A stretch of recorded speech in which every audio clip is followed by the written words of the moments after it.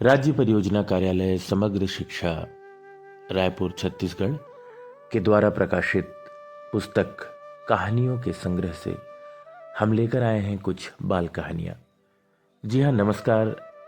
मैं हूं मिथिलेश पाठक, विकासखंड रामानुजनगर, जिला सूरजपुर से। आइए सुनते हैं आज की पहली कहानी। डॉक्टर अर्चना पाठक, सहायक प्राध्यापक, डाइट रायपुर के वाचन स्वर में। कहानी का शीर्षक है चालाक बंदर। आइए सुनते हैं कहानी चालाक बंदर। एक जंगल में नदी किनारे बड़ा सा जामुन का पेड़ था। जंगल से एक बंदर रोज उस पेड़ से जामुन खाने के लिए आता। रोज जामुन खाते हुए उसे नदी में ऊपर नीचे तैरता हुआ एक मगर दिखाई देता। एक दिन बंदर ने मगर से बात करने की ठानी। वह उसके पास गया और बोला, मगर भाई, मैं रोज आपको नदी में ऊपर नीचे तैरते हुए देखता हूँ। आखिर इसका कारण क्या है? मगर बोला, बंदर भाई, मैं अपने भोजन की तलाश में घूमता हूँ। बंदर बोला, तो तुम मुझसे ये जामुन लेकर खा लिया करो। ये कहकर बंदर ने ढेर सारे जामुन मगर को दे दिए। जामुन खाकर मगर बहुत खुश हुआ और उसने बंदर को धन्यवाद कहते हुए आग्रह किया कि यदि थोड़े जामुन और मिल जाते तो वह अपनी पत्नी के लिए भी ले जाता, जो कि नदी के दूसरी तरफ किनारे पर है। बंदर ने ढेर सारे जामुन तोड़कर मगर को दे दिए। मगर खुशी खुशी जामुन लेकर चला गया। इस तरह बंदर और मगर में दोस्ती हो गई। वो दोनों रोज मिलकर खूब जामुन खाते और काफी देर तक बातें करते। मगर की पत्नी थोड़ी लालची थी। एक दिन वह अपने पति से बोली, जब ये जामुन इतने मीठे हैं तो रोज इसे खाने वाले बंदर का कलेजा भी मीठा और स्वादिष्ट होगा। मुझे उस बंदर का कलेजा खाना है। तुम किसी भी तरह से उसे यहाँ ले आओ। यह सुनकर मगर बोला, वह मेरा मित्र है। उसने हमारे लिए स्वादिष्ट भोजन का इंतजाम किया है। मैं उसे ऐसे धोखा नहीं दे सकता। तुम अपनी ये जिद छोड़ दो। परंतु उसकी पत्नी हठी और जिद्दी थी। उसने अपने पति से कहा, यदि तुमने मुझे बंदर का कलेजा लाकर नहीं दिया तो मैं तुम्हें छोड़कर चली जाऊंगी। अब बेचारा मगर सोच में पड़ गया। आखिर उसे अपनी पत्नी की बात माननी ही पड़ी और वह बंदर को लेने चल दिया।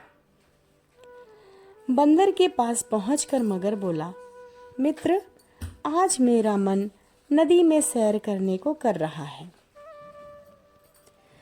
चलो तुम्हें भी सैर कराता हूँ। बंदर बड़ा खुश हुआ और मगर के पीठ पर सवार हो गया। मगर उसे लेकर सैर को निकल पड़ा। जब वे नदी के बीच में पहुंचे तो मगर धीरे धीरे पानी के अंदर जाने लगा। बंदर घबरा गया। उसने मगर से पूछा, मगर भाई, ये क्या कर रहे हो?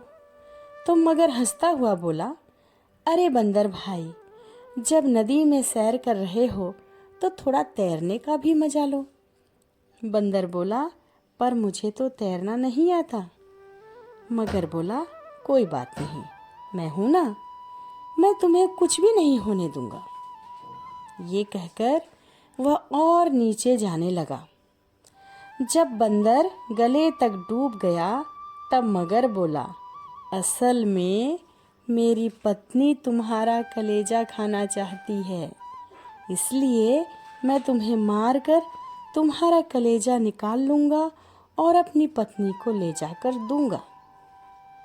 यह सुनकर बंदर घबरा गया, पर उसने हिम्मत नहीं हारी। उसने अपना दिमाग चलाया और बोला, अरे तुम ये बात पहले बताते। दरअसल मैं जब जामुन खाने पेड़ पर चढ़ता हूँ तो अपना कलेजा निकालकर पेड़ पर बने एक खोल में रख देता हूँ ताकि कलेजा वहां सुरक्षित रहे। अब वो तो मैं वहीं छोड़ आया, तो तुम अपनी पत्नी को क्या ले जाकर दोगे? मुझे मेरा कलेजा उस पेड़ के खोह से लाना होगा, तभी तुम उसे ले जा पाओगे। ये सुनते ही मगर बंदर को वापस पेड़ के पास ले आया। बंदर तुरंत उछलकर पेड़ पर चढ़ गया और बोला, अरे बेवकूफ, भला कभी कोई अपना कलेजा निकाल सकता है क्या? आज से मेरी तुम्हारी दोस्ती खत्म। अपनी मूर्खता और लालच के कारण तुमने हमारी दोस्ती गंवा दी। देखा आपने लालच का नतीजा। आइए सुनते हैं एक और कहानी जिसका शीर्षक है लालची कबूतर। वाचन स्वर वीरेंद्र कुमार साहू, विकासखंड ओड़गी, जिला सूरजपुर से। एक जंगल में बड़ा सा बरगद का पेड़ था। रात में कबूतरों के एक झुंड का उस बरगद के पेड़ में बसेरा था। उसका नेतृत्व एक बूढ़ा कबूतर करता था। वह रोज रात में सबको समझाता, शिकारी आएगा, दाना डालेगा, जाल बिछाएगा, जाल में फंसना मत। सभी कबूतर उसकी बात का समर्थन करते, पर कहते हैं ना कि लालच बुरी बला है। उसके साथ भी ऐसा ही हुआ। एक रात वह बहेलिया उस पेड़ के नीचे आया, बहुत सारा दाना छिड़का, जाल बिछाया और चला गया। सुबह कबूतरों ने देखा कि बहुत सारे दाने नीचे जमीन पर बिखरे पड़े हैं। उन्होंने सोचा, वाह, आज तो हमारी किस्मत खुल गई।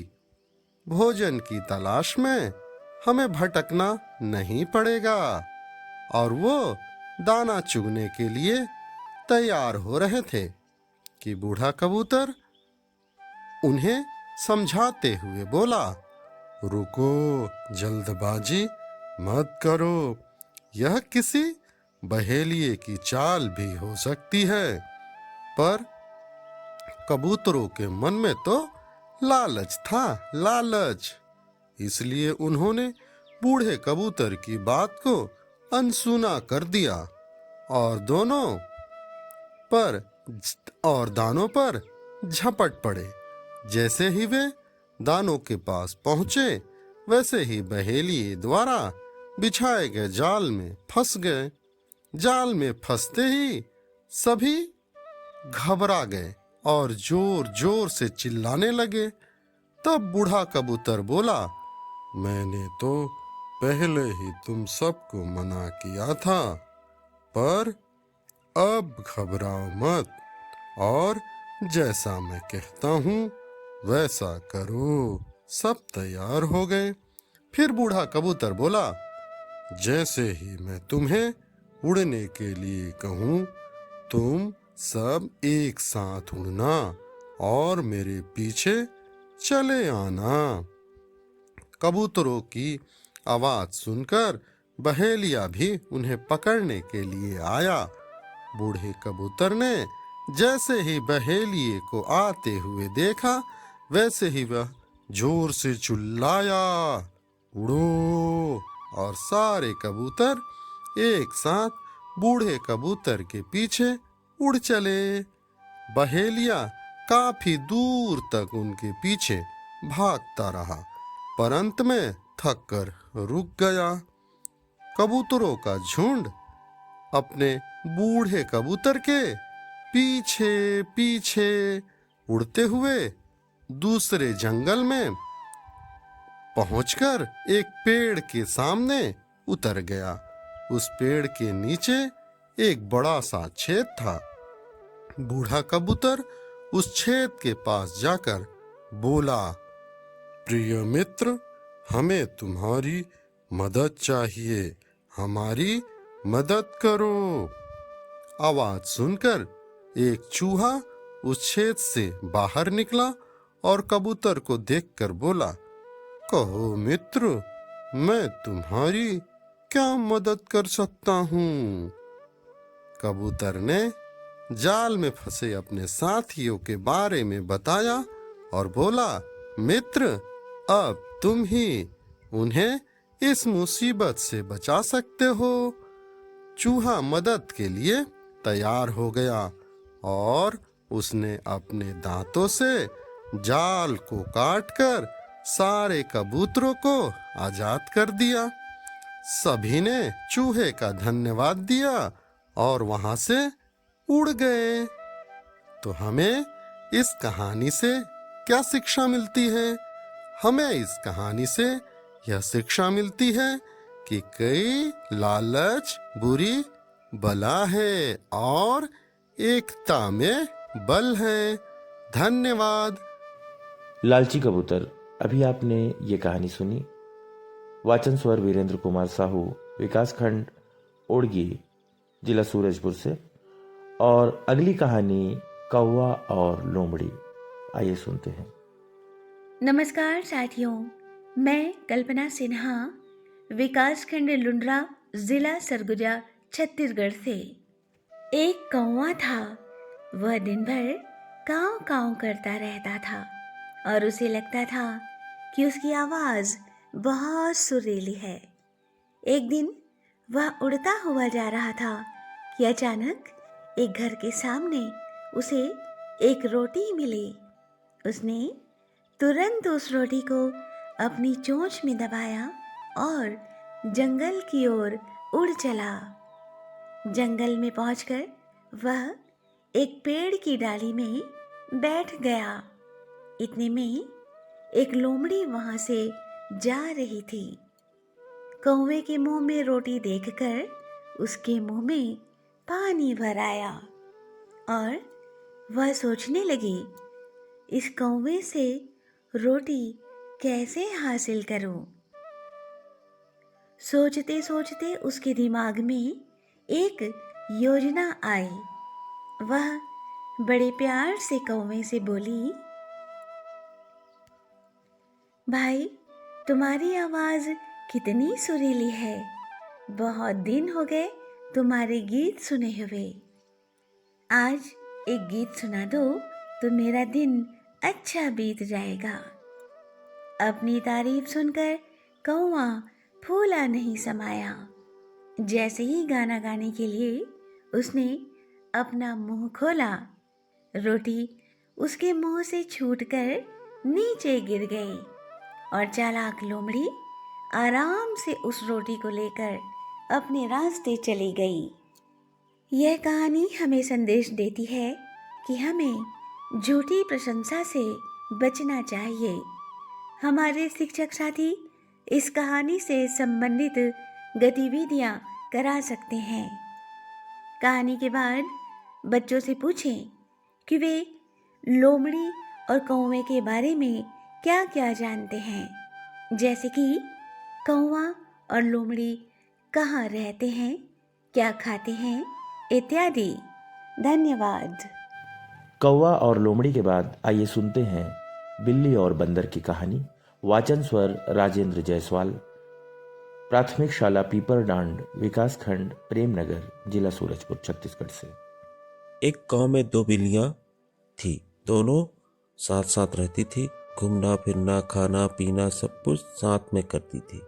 एक दिन उन्हें एक रोटी मिली, किंतु उनके सामने रोटी का बराबर बराबर बांटने का समस्या खड़ी हो गई। दोनों बिल्लियां इस सोच में डूबी हुई थी कि रोटियां को बराबर दो हिस्सों में कैसे बांटें। तभी उन्हें एक बंदर नजर आया और दौड़ती हुई उस बंदर के पास गई और उसे अपनी समस्या बताई। बंदर बड़ा चतुर और लालची था। उसने थोड़ा सोचा, क्यों ना इनको बेवकूफ बनाकर रोटी को इनसे हड़प ली जाए। उसने एक योजना बनाई और बिल्लियों से बोला, तुम ठीक है, मैं रोटी को दो बराबर टुकड़ों में बांट दूंगा, पर पहले मैं एक तराजू ले आऊं। और वो भागकर एक तराजू ले आया। बंदर ने रोटी के दो टुकड़े किए और तराजू के एक एक पलरे में रोटी को एक एक टुकड़े को रखा।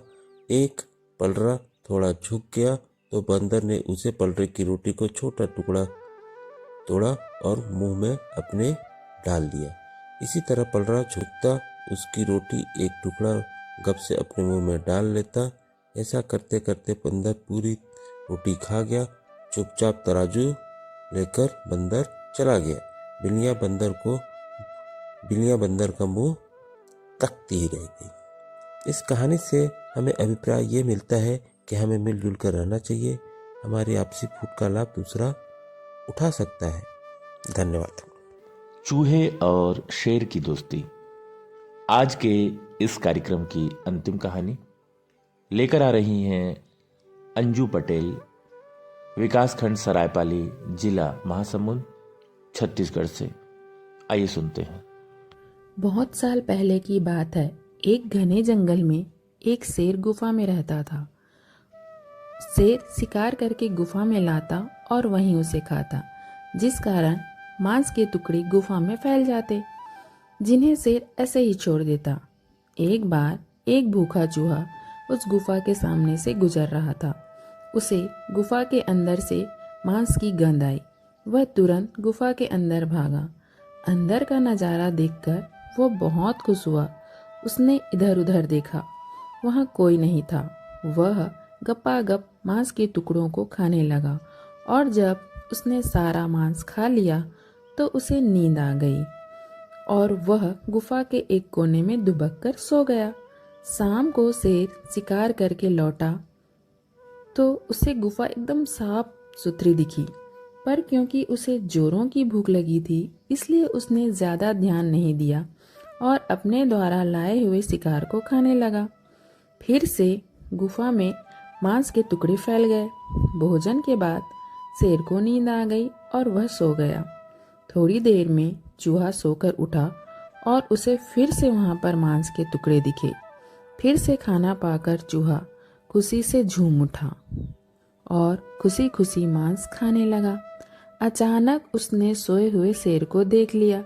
डर के मारे चूहे की हालत खराब हो गई और वह डर कर भागने की सोच ही रहा था कि शेर की नींद खुल गई और उसने चूहे को देख लिया। गुस्से में आकर उसने चूहे को पकड़ लिया। चूहा डर के मारे थर थर कांपने लगा और गिड़गिड़ाते हुए बोला, महाराज मुझे क्षमा करें, मैं भूख के मारे आपकी गुफा में घुस आया। मुझे मांस की गंध ने यहाँ खींचा और यदि मुझे पता होता यह गुफा आपकी है तो मैं यहाँ आता ही नहीं। मुझ पर दया करें और मुझे छोड़ दीजिए। हो सकता है मैं आपके काम आऊँ। चूहे की बात सुनकर शेर को हंसी आ गई। फिर उसने सोचा कि हो न हो इस चूहे के कारण ही आज गुफा साफ सुथरी लग रही है। उसने चूहे से कहा, तुम मेरे साथ इस गुफा में रह सकते हो, पर एक शर्त है। जब भी मैं शिकार लाकर खाऊं तो तुम यहाँ वहाँ बिखरे मांस को खाकर गुफा साफ सुथरी कर दोगे। इससे तुम्हारा पेट भी भर जाएगा और गुफा भी साफ रहेगी। चूहा बड़ा खुश हुआ। एक तो वह बच गया और दूसरा उसके रहने और खाने की व्यवस्था हो गई। इस तरह दोनों दोस्त बनकर साथ रहने लगे। आपको ये कहानियां कैसी लगी हमें ज़रूर बताइएगा। हम फिर हाजिर होंगे कुछ नई कहानियों के साथ। तब तक के लिए अनुमति दीजिए। जय हिंद, जय छत्तीसगढ़।